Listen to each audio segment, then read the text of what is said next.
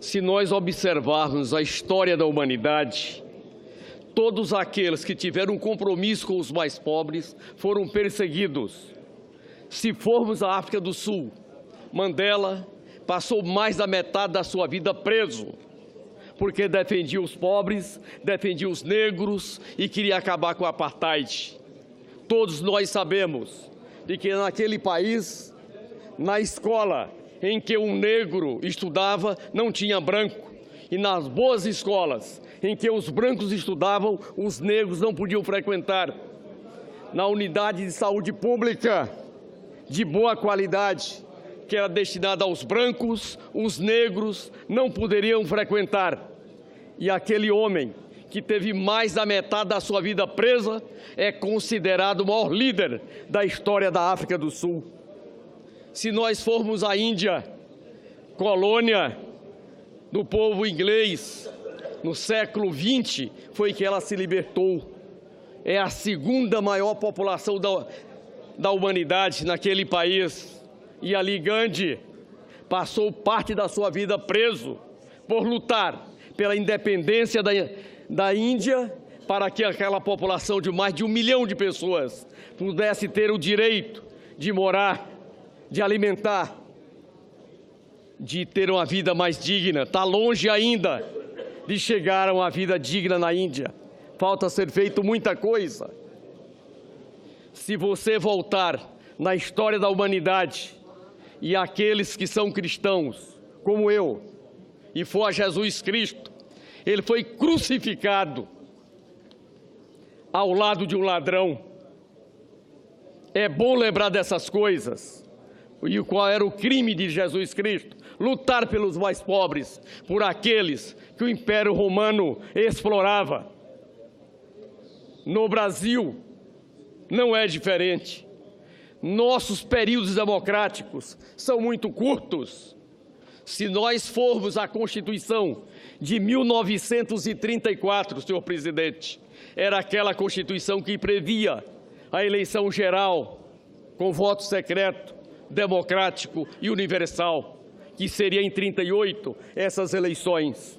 Lamentavelmente, por conta do início dos preparos para a Segunda Grande Guerra, tivemos a chamada Constituição Polaca de 37, e aí, Vossa Excelência, senhor presidente, é o nosso professor nessa área. Não tivemos eleições gerais. Passamos um período muito difícil da Segunda Grande Guerra, e somente a Constituição de 46 é que traz o voto democrático, popular e secreto. Aquelas regras vigoraram até 1964. Entramos de novo num período de chumbo da ditadura militar.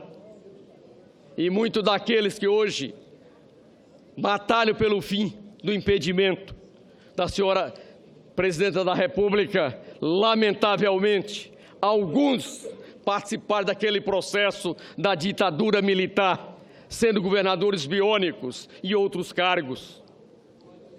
Lutamos muito e ali nós sabemos qual foi o papel de uma centena de jovens lutadores, jovens patriotas.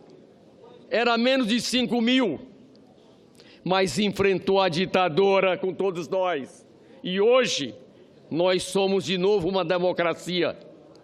A partir de 89, senhor presidente, adquirimos o direito do voto geral, universal e secreto. E o que tem a ver esses períodos curtos democráticos? São nesses períodos em que os mais pobres têm direito, são nesses períodos em que a economia brasileira se desenvolve. Se voltarmos de 46 a 64, lá no nosso Nordeste, no meu Ceará, nós tivemos o Banco do Nordeste do Brasil sendo criado, estrutura forte da nossa economia. Se nós formos a maior empresa brasileira, que é a Petrobras, é desse período. E foi no segundo governo do senhor Getúlio Vargas, em que muitos que na época integravam a UDN e hoje estão distribuídos em outras legendas, ali diziam: se Getúlio for eleito, não pode tomar posse. Se tomar posse, não governa. Se governar, nós o eliminamos. Tentaram o impeachment de Getúlio Vargas. O Senado, naquela época, rejeitou aquele pedido de impedimento porque as suas contas não haviam sido julgadas pelo Congresso Nacional. Mas aquele grupo que não aceitava um governo democrático, comprometido com os mais pobres, levaram Getúlio a dar um tiro no peito para poder entrar na história, mas não aceitava os caprichos da elite da época. Em seguida, tivemos o governo Juscelino Kubitschek, considerado um governo que fez no Brasil, em 5 anos, aquilo que a elite autoritária não tinha feito em 50 anos. E na sua sucessão, os mesmos membros da UDN da época diziam: vamos varrer a corrupção do Juscelino, que é a maior corrupção da humanidade. E a campanha era uma vassoura feita pelo Jânio Quadros para varrer a corrupção de Juscelino Kubitschek. Esses mesmos que lá tentaram tirar o mandato de Getúlio Vargas. Esse processo, em seguida, tem a eleição. E o vice-presidente, como era da regra, era eleito em chapa própria. E João Goulart é eleito. João Goulart, com a sua proposta das metas, das reformas, não se contiveram, promoveram um golpe de Estado militar e civil. Este Congresso Nacional, na época, declara vaga a presidência da República para dar posse à ditadura militar. E amplos setores da imprensa brasileira, naquela época, dizia: não tem golpe. E daqueles que era tido mais avançado, chamava de ditadura dita leve, dita branda. E recentemente, felizmente, um desses grandes meios de comunicação pediram desculpa ao povo brasileiro pelos erros cometidos na ditadura militar. Aqui, neste Congresso Nacional, nós restituímos o mandato de João Goulart para dizer para a nação brasileira do grave erro que o Congresso Nacional tinha cometido.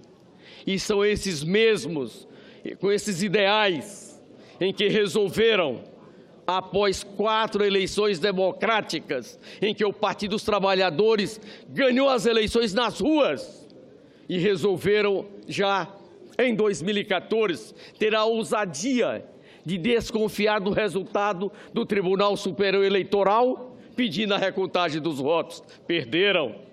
Em seguida, tiveram a ousadia de pedir a sua diplomação, embora não sendo eleito. Perderam de novo. E aí, iniciam este processo de impedimento. Aqui, a nossa presidenta Dilma, de cabeça erguida, como fez na ditadura militar, olhando para todos nós, dizendo: eu sou acusada de 3 decretos que emiti, e esses decretos, nenhum teve efeito no resultado primário, porque tinha o decreto de contingenciamento e, por isso, não teve nenhum aumento nas despesas primárias. E o outro tratava da equalização da taxa de juros da agricultura comercial e da agricultura familiar. O procurador Ivan Cláudio Marques declara no processo criminal que havia sido ajuizado: não é empréstimo essa operação. Essa operação é de equalização da taxa de juros. A perícia em que o Supremo Tribunal Federal determinou que fosse feita, porque os membros da comissão especial não aceitaram a perícia, a maioria deles é verdade. E naquela perícia fica comprovado, não tem participação da senhora presidenta da República, e todos nós sabemos que não há, para concluir, senhor presidente, que não há crime se não tem participação. E é este processo que em pleno... Vossa Excelência conclui. Pois não. Portanto, é esse processo em que vai a julgamento agora. Todos nós sabemos, não tem crime. E aí resolve invocar o que eles chamam do conjunto da obra. Conjunto da obra é projeto de nação, em que os democratas devem disputar na urna os seus ideais, as suas propostas. E eu desafio, se com esse projeto do governo interino, alguém tem coragem de ir às urnas pedir voto ao povo brasileiro, porque ele é pago pelos mais pobres para premiar os mais ricos. Por isso, senhor presidente, eu voto não a esse impedimento.